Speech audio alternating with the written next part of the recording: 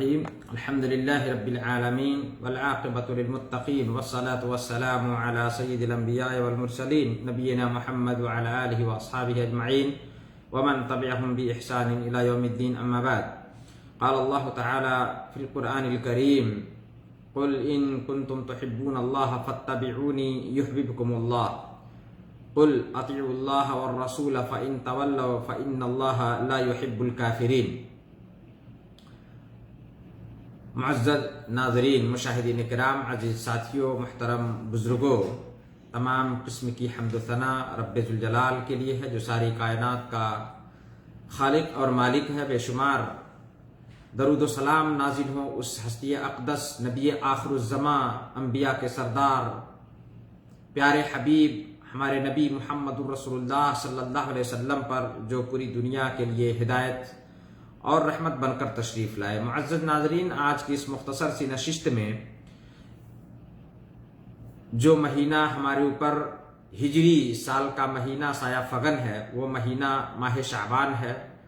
شعبان کا مہینہ، اس مہینے کے تعلق سے چند باتیں آپ کے سامنے انشاءاللہ قرآن و حدیث کی روشنی میں جو صحیح ہے اس کو بتانے کی کوشش کروں گا، اور جو اس میں اپنی طرف سے ملائی گئی ہیں جسے بدعت کہا جاتا ہے ان چیزوں کو بھی وجہ ایک استدلال کے ساتھ انشاءاللہ باتیں عرض کرنا چاہوں گا. اللہ سے دعا ہے کہ اللہ تعالی ہمیں حق کہنے کی اور اسی پر عمل کرنے کی، اور آپ سب کو حق بات سننے کی اور اس پر عمل کرنے کی ہم سب کو توفیق عطا فرمائے، آمین.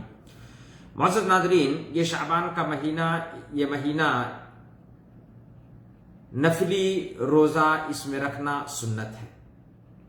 ہمارے نبی صلی اللہ علیہ وسلم اس مہینے کے اندر نفلی روزے کثرت سے رکھا کرتے تھے. آپ صلی اللہ علیہ وسلم کے بارے میں آتا ہے، عائشہ رضی اللہ تعالی عنہا کہتے ہیں کہ کان رسول اللہ صلی اللہ علیہ وسلم یصوم حتی نقول لا یفطر. اللہ کے رسول صلی اللہ علیہ وسلم روزہ رکھتے تھے یہاں تک کہ ہم لوگ یہ سمجھتے تھے، اب یہ کہنے لگتے تھے کہ اب آپ افطار ہی نہیں کریں گے، روزہ چھوڑیں گے ہی نہیں.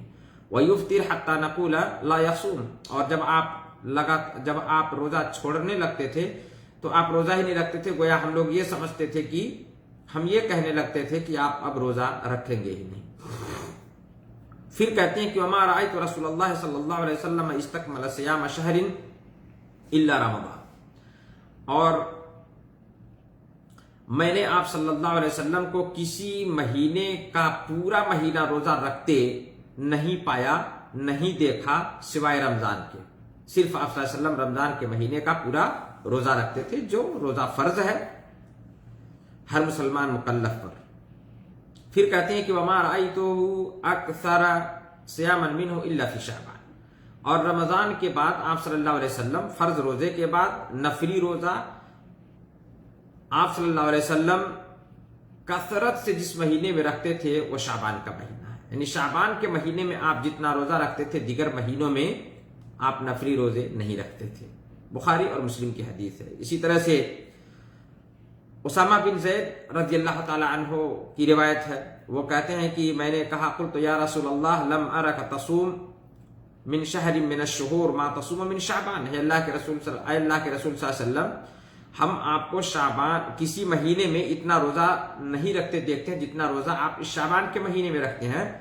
فقال صلی اللہ علیہ وسلم، تو آپ صلی اللہ علیہ وسلم نے کہا ذاک شہر تغفل الناس فیہ عنہ، کہ یہ وہ مہینہ ہے کہ جس میں بہت سارے لوگ غافل ہو جاتے ہیں. اس مہینے کی خیر اور برکت سے، اس مہینے کی اہمیت اور فضیلت سے.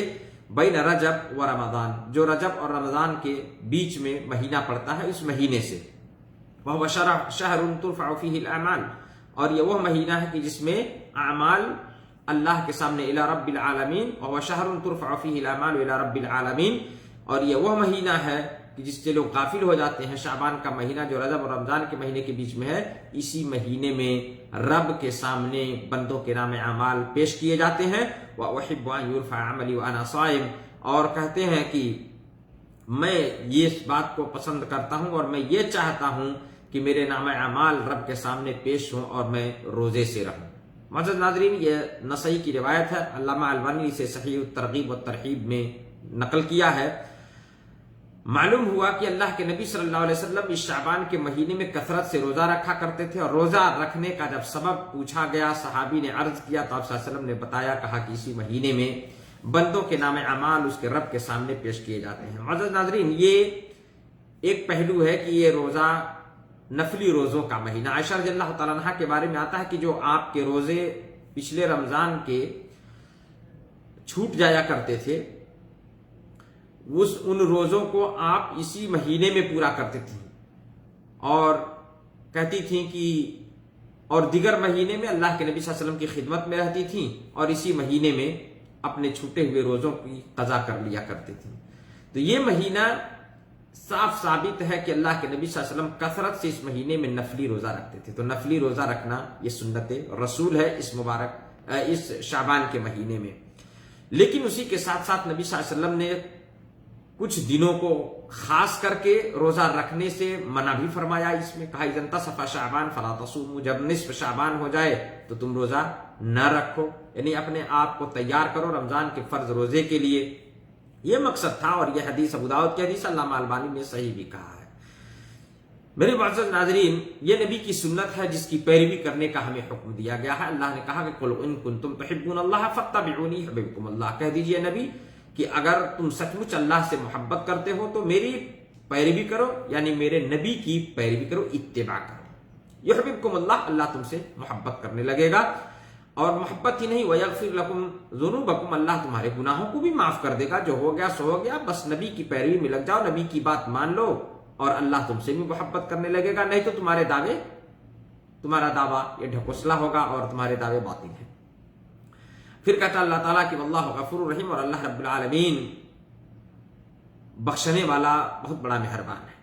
پھر اللہ تعالیٰ آگے کہتا کہ قل اطیعوا اللہ والرسول، اسی آیت کے معنی بعد اللہ نے پھر اطاعت کا ذکر کیا، کہا کہ کہہ دیجئے کہ اللہ کی اطاعت کرو اور رسول کی اطاعت کرو، فإن تولوا فإن اللہ لا يحب الکافرین، اور اگر وہ روگردانی کرتے ہیں اس بات سے، اللہ اور اس کے رسول کی اطاعت کرنے سے، تو فإن اللہ لا يحب الکافرین، تو اللہ رب العالمین کفر کرنے والوں کو، کافروں کو اللہ پسند نہیں کرتا۔ معنی یہ ہے کہ اللہ اور اس کے رسول کی اطاعت اگر نہیں کرتے تو وہ کافر ہیں، اور اگر اطاعت کرتے ہیں، بات مانتے ہیں، تو پیروی کرنی ہوگی نبی کی، اور اللہ رب العالمین اس سے خوش ہوگا، اور اللہ رب العالمین تمہارے گناہوں کو معاف کر دے گا، تم سے محبت کرنے لگے گا۔ معزز ناظرین، یہ آیت صاف اس بات پر استدلال کرتی ہے کہ اتباع اور اطاعت صرف نبی کی کرنی ہے، اللہ نے حکم دیا ہے، اور اسی لیے نبی صلی اللہ علیہ وسلم نے کہا کہ من عمل عملا لیس علیہ امرنا فہو رد، اور جس نے کوئی بھی کام کیا جس پہ ہمارا حکم نہیں ہے، اس دین کے اندر کسی نیا کام کیا عبادت سمجھ کر کے، تو کہا وہ مردود ہے، وہ بیکار ہے، اس کی وہ عبادت قابل قبول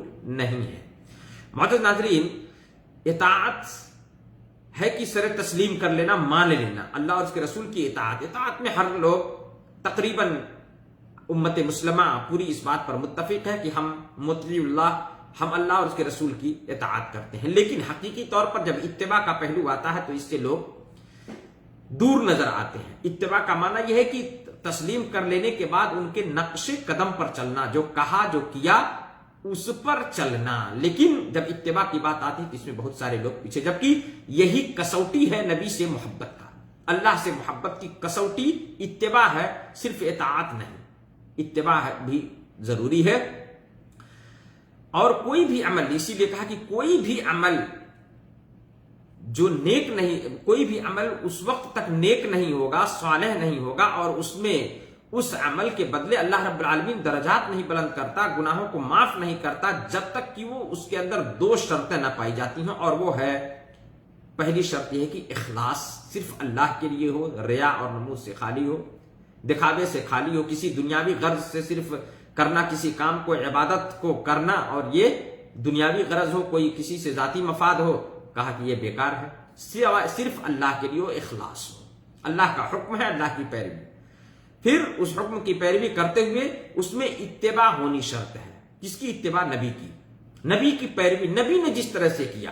نماز پڑھنا عبادت ہے، لیکن کیا اپنے سے کوئی اپنے نماز کا طریقہ اگر گڑھ لے تو کیا یہ عبادت ہو؟ یا کسی اور کوئی اور کہہ دے کہ بس بیٹھے بیٹھے صرف جو ہے یہ کام کر لو اور یہ عبادت ہوگی؟ نہیں، ہمارے نبی کا حکم نماز پڑھنا، کیسے پڑھنا؟ یہ اللہ کے اطاعت، ہاں نماز ہم نے تسلیم کر لیا، نماز پڑھنا ہے، اسلام کا ایک اہم رکن ہے، لیکن कैसे करना, ये भी शर्त है कि उसकी इत्तिबा होनी चाहिए नबी की, उसमें पैरवी नबी की होनी चाहिए, नबी के तरीकेकार पर होनी चाहिए। अपने से अगर कोई करता है तो ये बातिल और मरदूद होगा, उसका तरीका काबिल कबूल नहीं होगा।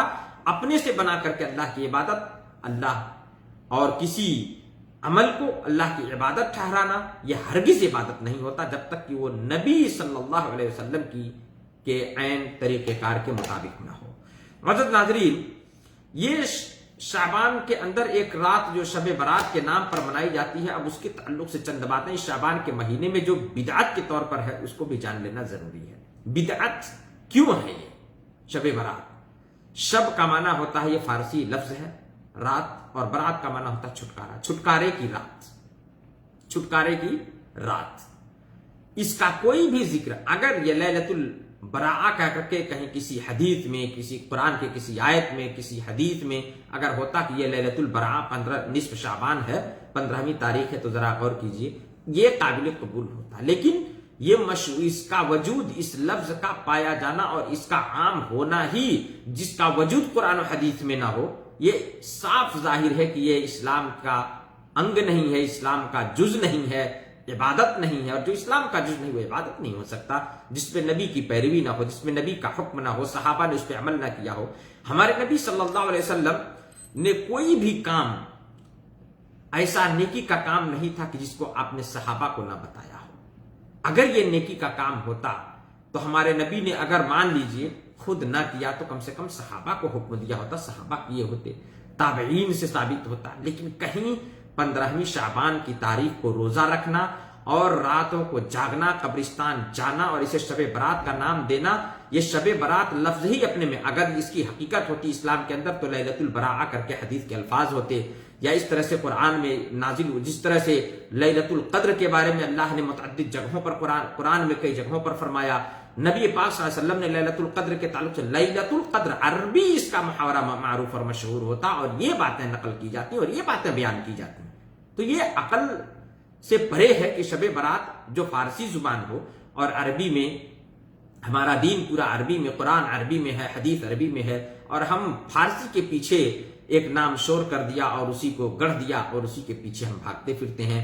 मौजूद नाजरीन, बिदअत क्यों है? इसलिए कि इसका वजूद कुरान और हदीस में नहीं है। और जो भी चीज दीन से जोड़ा जाए, इबादत के नाम पे किया जाए, नेकी के नाम से किया जाए, नेकी समझ कर किया जाए, और वो अमल हमारे नबी से साबित ना हो, सहाबा से साबित ना हो, कुरान में साबित ना हो, तो वो अमल वही मरदूद है और वही बिदअत है। और इसी बिदअत से हमारे नबी सल्लल्लाहु अलैहि वसल्लम हमेशा आगाह किया करते थे।